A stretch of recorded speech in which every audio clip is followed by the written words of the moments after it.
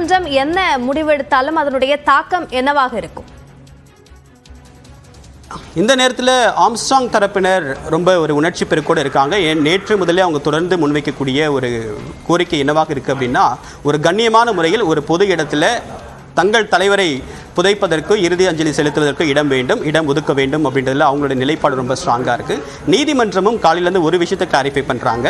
அவர் மரியாதைக்குரியவர், அவருக்கு இறுதி அஞ்சலி ரொம்ப கண்ணியமான முறையில் நடைபெற வேண்டும், அவருடைய இடம் எங்கே புதைக்கப்படுதோ அந்த இடமும் கண்ணியமான ஒரு இடமாக இருக்கணும் அப்படின்றத, ஒரு டிக்னிஃபைட் பிளேஸாக இருக்கும் அப்படின்றத நீதிமன்றம் தொடர்ச்சியாக சுட்டி காட்டியிருக்காங்க.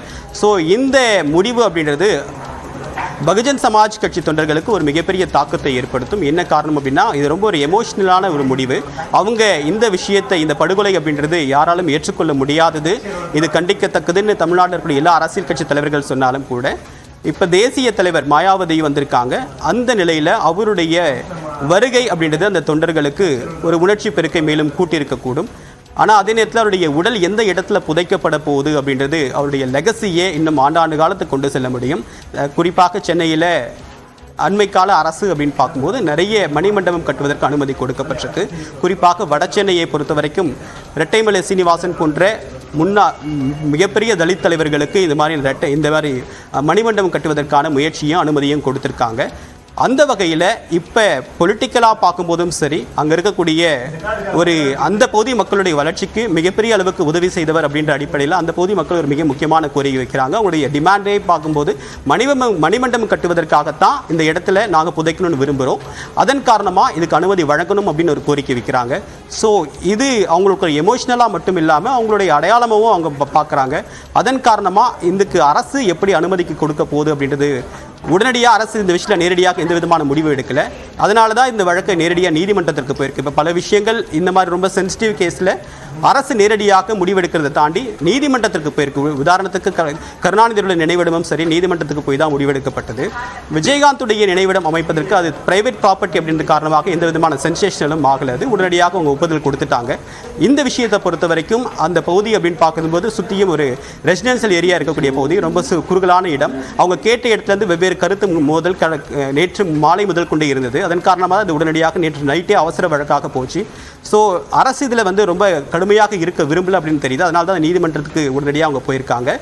ஸோ நீதிமன்றத்திலையும் அரசு தரப்பு என்ன மாதிரியான விளக்கம் கொடுக்குறாங்க அப்படின்னு பார்க்கும்போது ஆல்டர்னேட் ஆப்ஷன் அவங்க முன் வச்சுட்டு தான் இருக்காங்க. எந்த இடத்துலையுமே அவங்க நேரடியாக முடியாது அப்படின்னு சொல்லிட்டு ஆல்டர்னேட் ஆப்ஷன் அவங்க கொடுக்குறாங்க.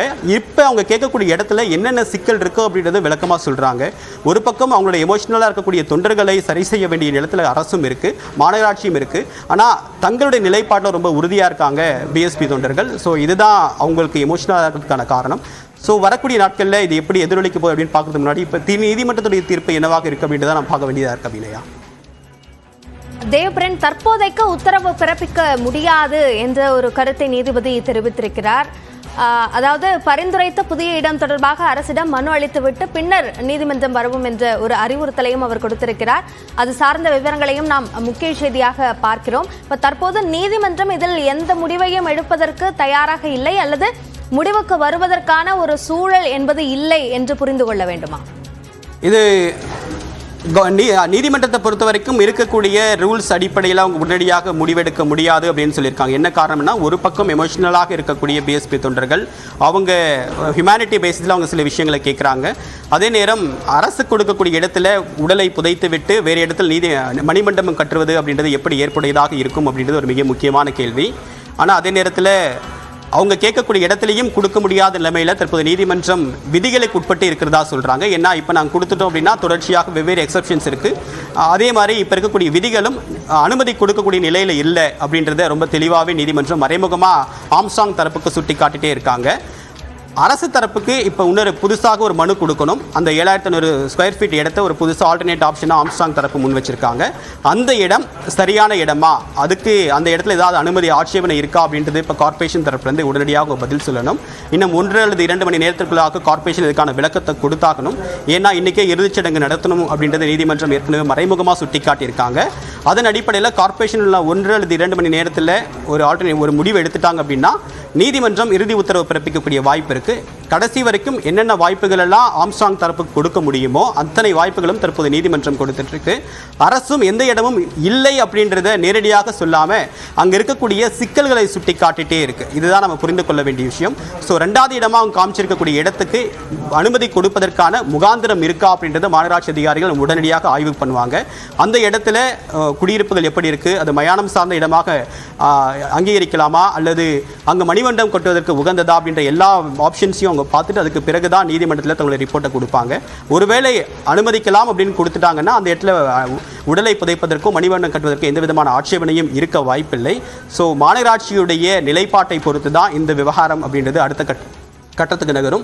அதே நேரத்தில் விஜயகாந்துடைய உடல் புதைக்கப்பட்டப்ப மாநகராட்சியுடைய அனுமதியும் அரசுடைய அனுமதியும் பெறப்பட்டதா அப்படின்ற 2 கிளாரிஃபிகேஷன் கொடுக்க வேண்டியிருக்கு. இந்த கிளாரிஃபிகேஷனும் ஒரு தீர்ப்பில் கணிசமான தாக்கத்தை ஏற்படுத்தும். அந்த இடம் அப்படின்றது ஒரு எல் வடிவத்தில் இருக்கக்கூடிய இடமாக இருக்கு. சுற்றியும் குடியிருப்புகள் இருக்கு. ஸோ அதுக்கு எப்படி அனுமதி கொடுக்க முடியும்? குடியிருப்புகள்லாம் ஒட்னாப்லேயே இருக்கா இல்லை சாலைகளுக்கு அந்த பக்கம் இருக்கா, அதில் ஏதாவது பாதிப்பு ஏற்பட வாய்ப்பு இருக்கா அப்படின்ற விஷயத்தையும் கவனத்தில் கொள்ள வேண்டியிருக்கு.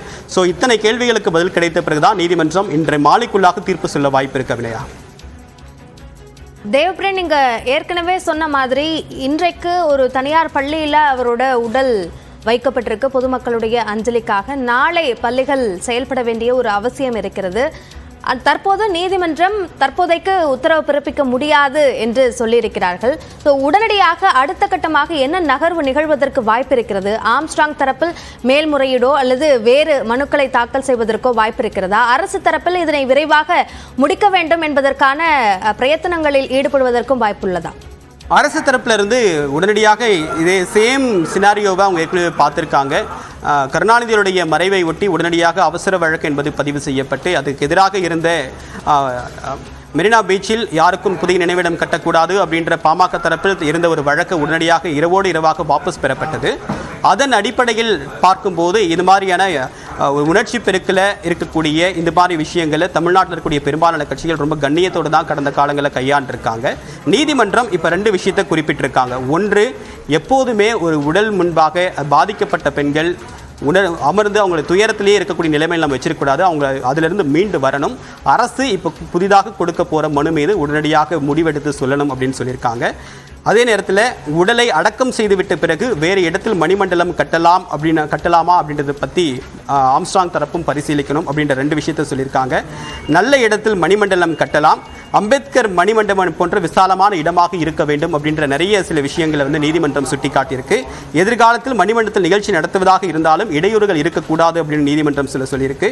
ஸோ ராஜீவ்காந்தி சில ரெஃபரன்ஸை சொல்லியிருக்காங்க. ராஜீவ்காந்தி நினைவிடம் ஸ்ரீபெரும்புதூர் இருக்கிற மாதிரியே சில விஷயங்களை கோடிட்டு காட்டியிருக்காங்க. ஸோ இப்போதைக்கு உடல் தகனம் செய்யப்பட்டு வேறு இடத்தில் தகனம் செய்யப்பட்டாலும் மணிமண்டபம் கட்டுவதற்கு இடம் தருவதற்கு நீதிமன்றத்திற்கு எந்த விதமான ஒரு ஆட்சேபனையும் இல்லை அப்படின்றது இது மூலமாக புரிந்து கொள்ளுது. என்ன காரணம் அப்படின்னு பார்க்கும்போது ராஜீவ்காந்தியுடைய உடல் வேறு இடத்தில் தகனம் செய்யப்பட்டிருந்தாலும் கூட அவருக்கு மணிமண்டபம் அப்படின்றது ஸ்ரீபெரும்புதூரில் கட்டப்பட்டிருக்கு.